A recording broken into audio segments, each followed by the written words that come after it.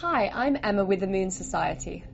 Before we colonise the Moon, we'll need to develop the methodology to do so.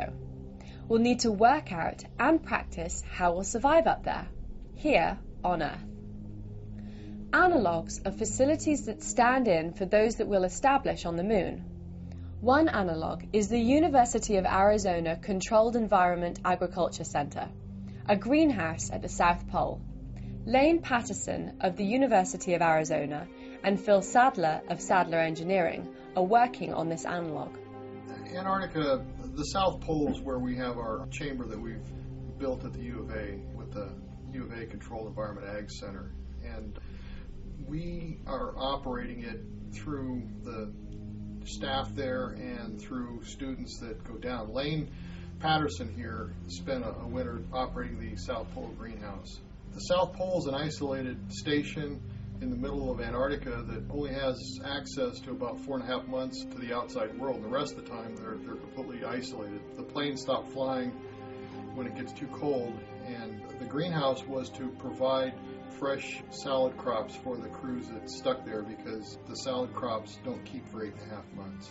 In 2006, when I was operating the South Pole Food Growth Chamber, some of the data that I was taking was directly related to what would be needed for a biological life support system. A biological life support system, for the Moon or otherwise, cycles materials that are essential to life. And there are about, or at least a minimum of 16 elements that are essential to all of life.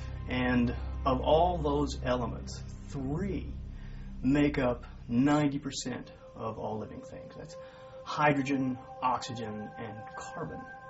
Hydrogen and oxygen in the form of water, H2O, and gaseous oxygen, O2, and then carbon dioxide, CO2. And so in a biological life support system, these elements can be cycled, and then the rest of the materials that are necessary can just be taken along for the ride. The South Pole Food Growth Chamber is a hydroponic system where carbon dioxide is injected automatically when the plants need it. So those numbers that I got while I was there at the South Pole were used to develop a biological life support system model.